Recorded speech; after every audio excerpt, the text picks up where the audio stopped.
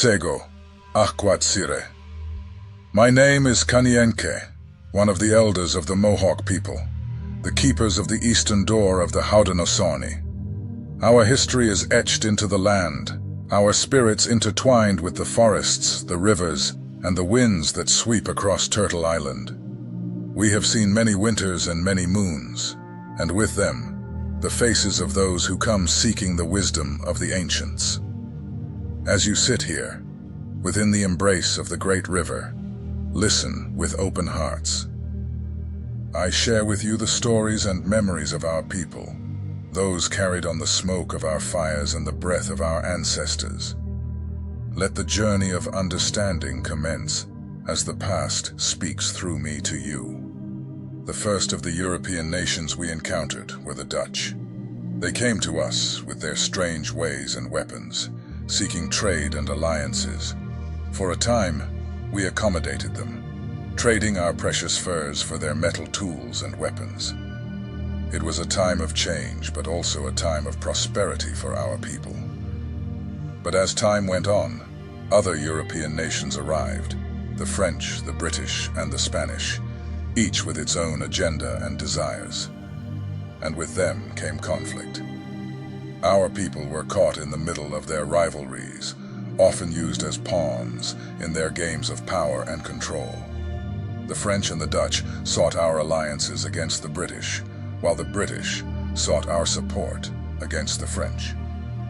And so, we found ourselves in wars that were not our own, fighting alongside these foreign powers for their causes, not ours. The Beaver Wars of the mid-1600s were a prime example of this.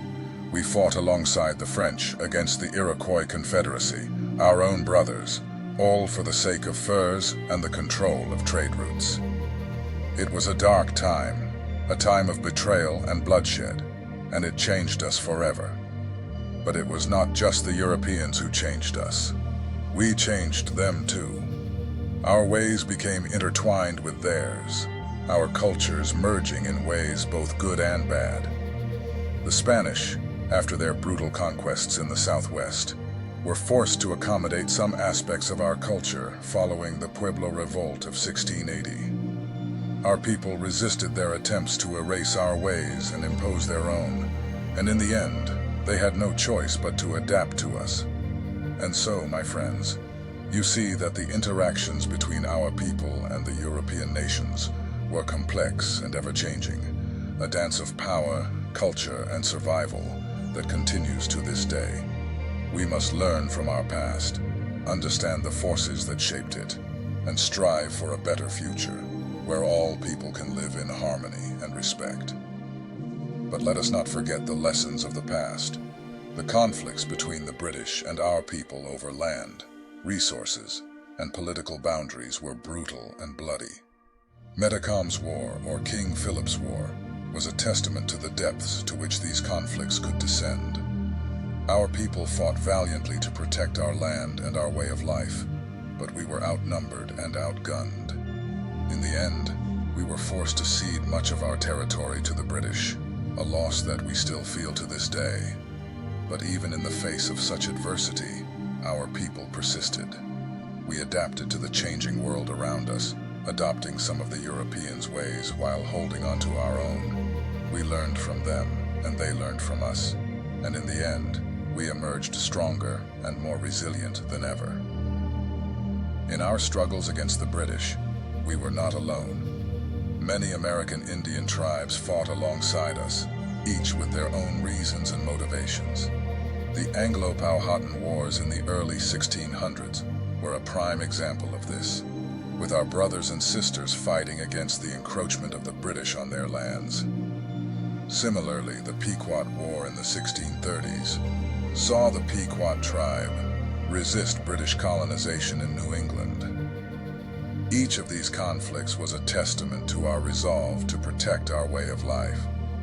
But it was not just in war that we interacted with the Europeans. Trade was also an essential part of our relationship. The French, Dutch, and British all sought to control the lucrative fur trade, and we were the gatekeepers to that wealth. Our furs were prized by the Europeans, and in exchange, we received metal tools, weapons, and other goods that changed our way of life forever. The impact of these trade relationships can still be seen today, with many of our people adopting European methods of farming, metalworking, and other crafts. And it wasn't just physical goods that we exchanged. Ideas, beliefs, and customs were also shared between our people and the Europeans. We learned from each other, adopting the best of each other's ways and discarding the rest. This cultural exchange was a two-way street, with both sides benefiting from the exchange. In conclusion, our interactions with the various European nations were complex and multifaceted, shaped by the shifting sands of politics, trade, and culture. We learned from each other, and in doing so, we influenced each other.